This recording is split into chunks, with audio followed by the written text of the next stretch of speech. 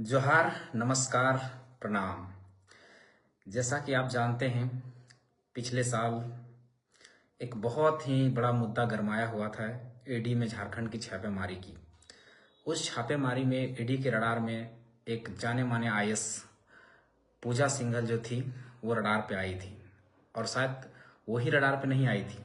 उसके ठिकानों पर 83 करोड़ का गबन का आरोप था। 83 करोड़ उसने लूटा था, लोगों से लिए थे, भ्रष्टाचार किए थे। साथ ही साथ केवल पूजा सिंघल ही नहीं, उसमें बड़े बड़े सत्ताधीश भी उसके कारनामे में, काले कारनामे में शामिल थे। और तब ईडी ने जब छापेमारी की और जब उसे दोषी पाया गया तो उसे जेल भी हुई, सजा भी हुई। उसके साथ साथ में बहुत सारे जो पदाधिकारी थे, पदाधिकारी के साथ साथ में सत्ताधीश जो थे, मंत्री थे, नेता थे, वो भी उनके रडार में आए। लेकिन आखिर में हुआ क्या? आखिर में इस झारखंड में हुआ क्या? हुआ वही जो नहीं होना चाहिए था। आज पूजा सिंघल को कल सरकार ने सूचना प्रौद्योगिकी और ई गवर्नेंस का फिर से सचिव बना दिया है। जो दोषी महिला थी, जो 83 करोड़ का गबन कर चुकी थी, वो फिर से राज्य के एक महत्वपूर्ण पद का सचिव बन चुकी है। कितना दुर्भाग्य का विषय है झारखंड राज्य के लिए, आप इस बात से अंदाजा लगा सकते हैं। दोषी का इस तरह से आलम था कि उनके घरों से, उनके ठिकानों से 83 करोड़ रुपए पाए गए थे। अवैध 83 करोड़ रुपए मिले थे उनके घरों से। उसके साथ में उनका जो एक हॉस्पिटल था, जिसे पल्स हॉस्पिटल बोलते हैं, जो आपको रांची में, जब आप रिम्स से थोड़ा सा आगे बढ़ेंगे या मोराबादी की तरफ से आएंगे तो आपको रिम्स से कुछ पहले आपको एक पल्स हॉस्पिटल मिलेगा। उस पल्स हॉस्पिटल जो है वो पूजा सिंघल का बताया जाता है, और ये मैं नहीं कह रहा हूँ, ये ईडी ने कहा था। और वो पल्स हॉस्पिटल जो था वो एक अवैध तरीके से, गलत तरीके से म्यूटेशन करके बनाया गया था। ये बातें मैं नहीं कह रहा हूँ, ये बातें ईडी ने उस समय की थी। ईडी का कहना था कि पल्स हॉस्पिटल जो है वो पूजा सिंघल की है, और पूजा सिंघल ने इसने अवैध तरीके से, गलत तरीके से इस हॉस्पिटल को बनाया है। क्योंकि वो हॉस्पिटल जहां बना है वो भुईहरी और मुंडारी जमीन है, खुटकट्टी जमीन है। भुईहरी मुंडारी जमीन का कभी भी उसका ये हो ही नहीं सकता। उसको गलत तरीके से म्यूटेशन किया गया था। म्यूटेशन किस तरह से किया गया था?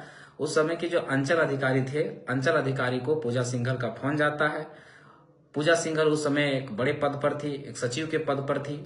उन्होंने फोन करवाया और गलत तरीके से जब सीओ करने के लिए राजी नहीं हुआ तो सीओ को ही ट्रांसफर कर दिया गया, और गलत तरीके से उस हॉस्पिटल को निर्माण किया गया। ये ईडी का कहना था, और वो हॉस्पिटल बनाया गया। हॉस्पिटल को कुछ दिनों के लिए ईडी के कार्रवाई में सील भी किया गया। फिर क्या हुआ? उसके पति जो थे अभिषेक सिंह, उसके पति अभिषेक सिंह जो थे, जो हॉस्पिटल के ऑनर बताए जाते हैं, उन पर भी छापेमारी हुई, उनका भी जांच हुआ, वो भी दोषी पाए गए। उसके साथ साथ में उसका जो सीए था सुमन कुमार जो सीए था पूजा सिंघल का, सीए भी दोषी पाया गया। उसके घरों से भी कुछ रुपए पाए गए। मतलब इसके साथ साथ में बहुत बड़े पदाधिकारी, बहुत सारे अधिकारी, और जो सरकार के साठ गांठ में, जो सरकार में शामिल हैं, वो बहुत सारे अधिकारी, नेता, मंत्री सब पाए गए ईडी की कार्रवाई में। लेकिन क्या हुआ? जांच हुई, ईडी की जांच चली, इनको जेल हुआ। जेल में जब ईडी ने इस केस को राज्य सरकार को सौंपा तो राज्य सरकार ने शायद तुरंत डिनाई कर गए। इस पर जो कार्रवाई करनी थी वो राज्य सरकार ने नहीं किया। और राज्य सरकार में कौन थे? ये हेमंत सोरेन की सरकार थी। ये हेमंत सोरेन खुद मुख्यमंत्री थे, इन्होंने कार्रवाई ही नहीं किया। ईडी ने कहा कि इनके खिलाफ ये सबूत मिले हैं, इन पैसों को गबन करने का आरोप है, सरकारी पैसों का गबन करने का आरोप है। 83 करोड़ रुपए इन्होंने गबन किए हैं, गलत तरीके से हॉस्पिटल बनाया, और बहुत तरह से सबूत मिले, बहुत तरह से सबूत ईडी ने राज्य सरकार को दिए। लेकिन राज्य सरकार ने कार्रवाई नहीं किया। उल्टा क्या किए? इस केस को हल्का कर दिया गया, और हल्का करके फिर बाद में पूजा सिंघल को रिहाई हो जाती है, उनको बेल मिल जाता है, उनको जमानत मिल जाती है। और बाद में कल के दिन में यही हेमंत सोरेन की सरकार ने, यही जेएमएम की, झारखंड मुक्ति की सरकार ने, यही गठबंधन की सरकार कल इसे, जो पूजा सिंघल है, उसको झारखंड का एक महत्वपूर्ण पद, सूचना प्रौद्योगिकी एवं ई गवर्नेंस का सचिव बना देती है। जो बहुत ही दुर्भाग्य का विषय है। एक इतना भ्रष्टाचार में लिप्त एक पदाधिकारी को एक इतना महत्वपूर्ण पद दे दिया जाना, कहीं ना कहीं इस राज्य को एक तरह से खाई में धकेलने का काम किया है इस हेमंत सोरेन की सरकार ने। तो ये बात ऐसा ही हुई कि मतलब क्या बोले, चोर को कहा गया है कि आप इसकी सुरक्षा कीजिए, खजानों की सुरक्षा कीजिए। ये बहुत ही दुर्भाग्य की बात है, बहुत ही दुर्भाग्य की सोचने वाली। ये आम जनता को समझना चाहिए, लेकिन आम जनता इस बात को समझ भी नहीं पाती है, ना जान पाती है। आम जनता को ये बातें 0.1% जनता के पास भी ये बातें पहुंच नहीं पाती है कि किस तरह से राज्य को चलाया जा रहा है, किस तरह से राज्य को खाई में धकेला जा रहा है। आज तक की हम कहते हैं कि आज तक की सबसे निकम्मी, सबसे नकारा, सबसे घटिया सरकार अगर है तो ये गठबंधन की सरकार है। बहुत ही गलत तरीके से बहुत ही चीजें गलत हो रही हैं। जो आज भ्रष्टाचार की बात करें तो भ्रष्टाचार कहां तक पहुंच चुकी है मैं नहीं कहता हूं। एक रिपोर्ट है नीति आयोग की। नीति आयोग की रिपोर्ट कहती है कि झारखंड में 74% घूसखोरी चल रही है, यानी 100 में से 74 आदमी को घूस देना पड़ रहा है। और सबसे ज्यादा जो भ्रष्टाचार, जो संलिप्तता है वो पुलिस और प्रशासन विभाग में है।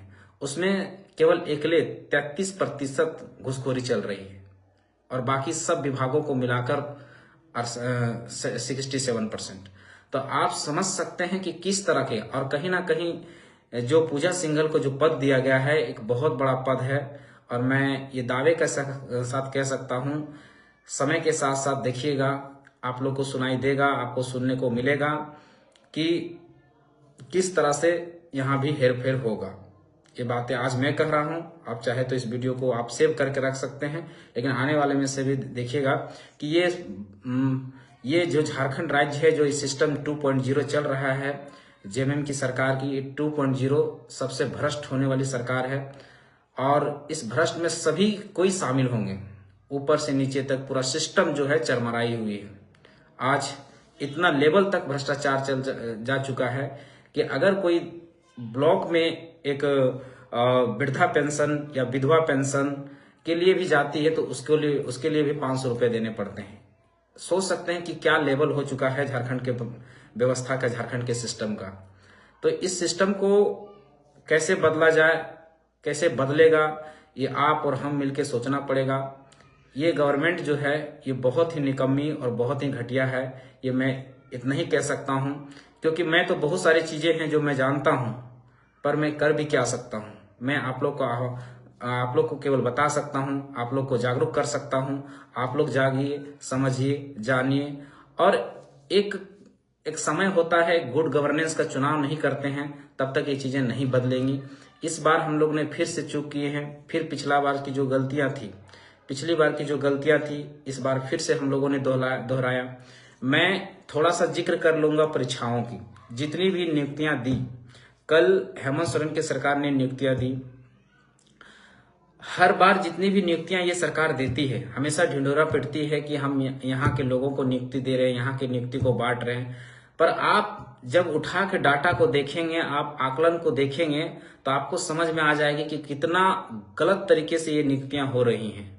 सारे जनरल के सीटों में सारे के सारे, आप अभी का कल का नियुक्ति हुआ उसी को उठाकर देख लीजिए, इसके पहले जो नियुक्ति हुई उसको उठाकर देख लिए, सभी के सभी जनरल सीटों में 99% जो हैं वो बाहर के लोगों को लाकर भर दिया जा रहा है। अब कैसे भर दिया जा रहा है आप बेहतर तरीके से जानते हैं। किस तरह से यहाँ के छात्रों को जो मेन जो एग्जाम होने थे वो एग्जाम हो ही नहीं पा रहे हैं। आज झारखंड पुलिस की अगर वैकेंसी होती है तो कम से कम 70 से 80 हजार केवल झारखंड पुलिस की वैकेंसी होनी है, पर आज तक नहीं हो पाई। दरोगा की वैकेंसी 10 से 12 हजार होनी है, लेकिन आज तक नहीं हो पाई। कम से कम टीचर की 1.5 लाख टीचर की वैकेंसी होनी है, लेकिन आज तक नहीं हो पाई। इस तरह से कई पद हैं जो रिक्त हैं, लेकिन आज तक नहीं हो पाती है। एग्जाम होता है, छोटे छोटे एग्जाम होते हैं, उसमें से 90% जो नौकरियां होती है वो बाहर के लोगों को दे दी जाती है। ये बहुत ही दुर्भाग्य की बात है। आप सोचिए, समझिए और आने वाले समय में जागरूक होइए, एक अच्छा गुड गवर्नेंस का चुनाव कीजिए। जब तक आप ये चीजें नहीं करते हैं तब तक ये चीजें चलती रहेंगी। आप ढिंढोरा पिटते रहिएगा, आप रोना रोते रहिएगा, कुछ नहीं होने वाला है। ये बातें मैं इसलिए कह रहा हूं क्योंकि जो भ्रष्टाचार का जो समस्या है वो सीधे झारखंड के सरकार से ये कड़ी जुड़ी हुई है। ये सीधे झारखंड सरकार से जुड़ी हुई है, सीधे मुख्यमंत्री से जुड़ी हुई है।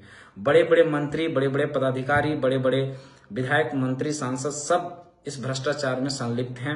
और अगर हमारे जो नेता मंत्री हैं, जो हमारे रहनुमा हैं, वही अगर भ्रष्टाचार में संलिप्त रहेंगे तो हमारा झारखंड का भला कैसे हो सकता है, आम लोगों का भला कैसे हो सकता है, ये आप ही सोचिए, आप ही सोच के देखिए। इसलिए आने वाले समय में आप लोग को जब भी समय मिले एक अच्छा गवर्नेंस चुनने का कोशिश कीजिए, क्योंकि नियम, नीति, कानून गवर्नमेंट ही बनाती है। तो गवर्नमेंट अच्छी होगी तो सब चीजें अपने आप अच्छी होगी।